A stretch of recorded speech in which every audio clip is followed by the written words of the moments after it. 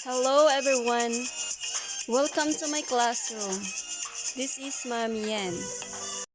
This video, let's talk about data collection and research instrument in our research process.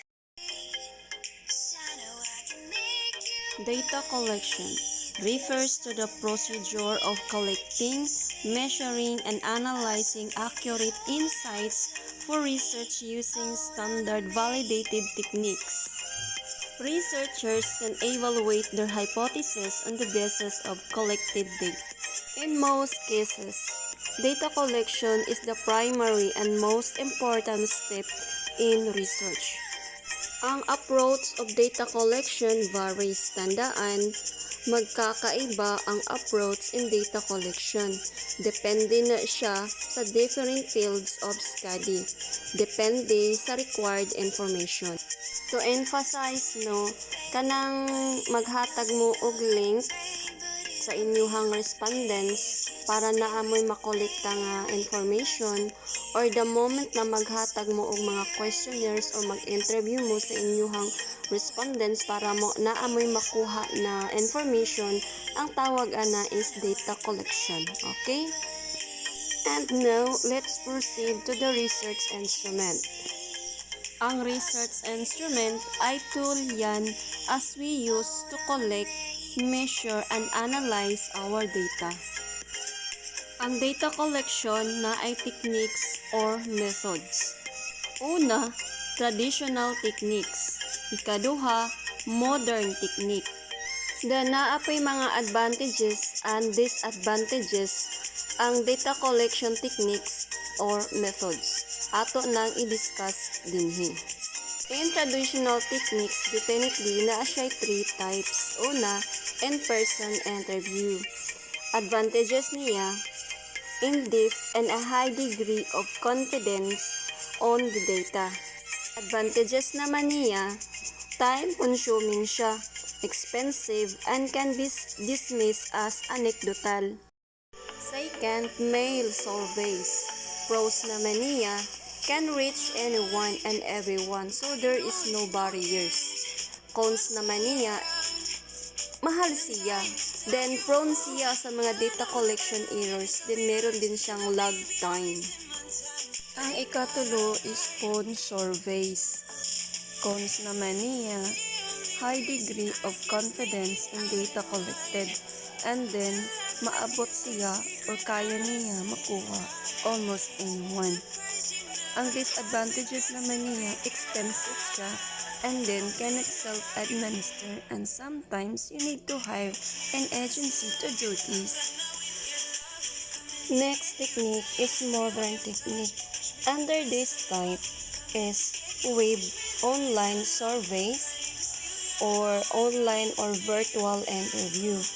Ang advantages nito ay cheap, mura lang siya, mas less ang expenses, and then can self-administer. Very low yung probability of data errors niya. Now, ang disadvantages naman niya, not all the respondents might have an email address, or not all the respondents be on the internet. And then some of your respondents may be wary of divulging information online.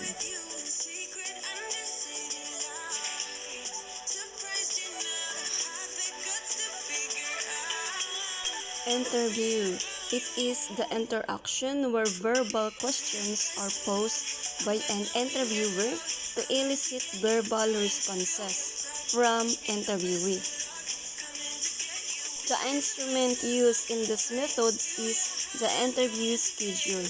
The scale of the interviewer determines if the interviewee is able to express his or her thoughts clearly. Usually, interview is conducted with single person, pero na ay mga panahon nga mag-interview grupo, ang tawag ana is focus group interview or focus group discussion. There are 3 types of interview. First, structured. The conduct of questioning follows a particular sequence and has well-defined content. The interviewer does ask questions that are not part of the questionnaires, but he or she can ask the interviewee to clarify his or her answers. Second, unstructured.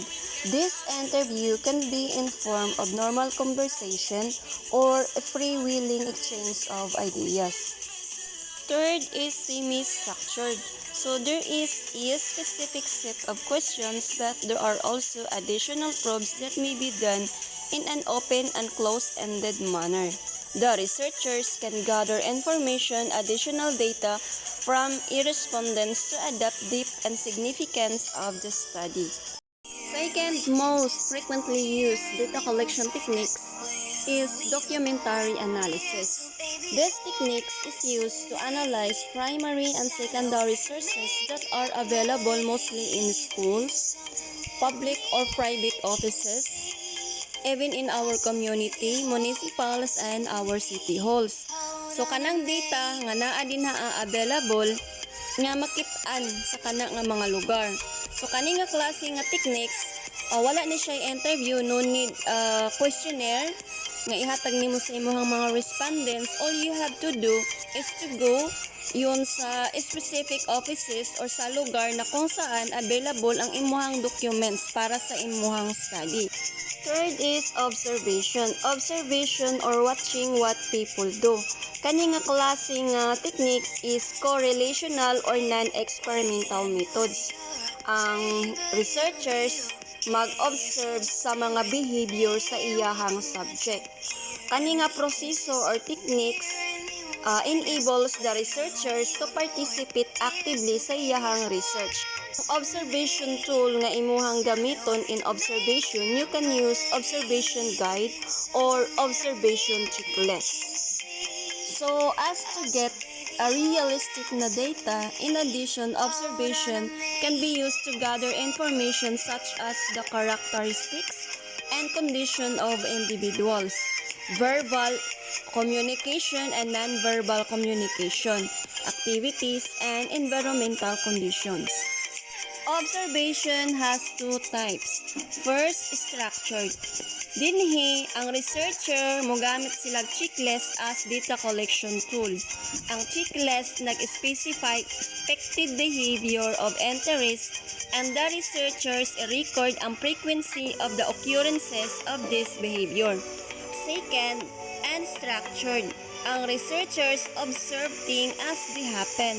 The researchers conduct the observation without preconceived ideas about what they will observe. Next is questionnaire. It is most commonly used instrument in research. It is less of questions about particular topic with spaces provided for the response of its questions and intended to be answered by a number of persons. So it is less expensive. Questionnaires also yield more honest responses and it is guarantees confidentiality and it is also minimize biases based on question phrasing moods. Questionnaires has two types. First, structured. Structured questionnaires provide possible answers and respondents just have to select from them. Second, unstructured. Unstructured questionnaire naman does not provide options and the respondents are free to give whatever answer they want. Physiological measures. The techniques applied for physiological involves the collection of physical data from the subjects. It is considered more accurate and objective than other data collection methods. However, skills and expertise are needed to enable the researcher to use and manipulate the measurement devices. In physiological measures, ang researchers mogamit of devices. If you are going to collect the physical data of your subject. Example, if you want to get the body temperature of your subject, so definitely, you are going to use thermometers. Or kaya naman yung bago ngayon, yung thermal scanner. Or some devices also used like stethoscope, timbangan, or other devices na kung saan gagamit ng researchers to get the physical data from the subject. Okay, last but not the least, frequently used data collection techniques is the psychological test. So these include personality inventories and projective techniques. Personality inventories are self-reported measures that assess the differences in personality traits, needs, or values of people. They involve gathering information from a person through questions or statements that require responses or reactions. Now, the projective techniques naman, the subject is presented with a stimulus designed to be ambiguous in meaning. The person is then asked to describe the stimulus or tell what the stimulus appears to represent.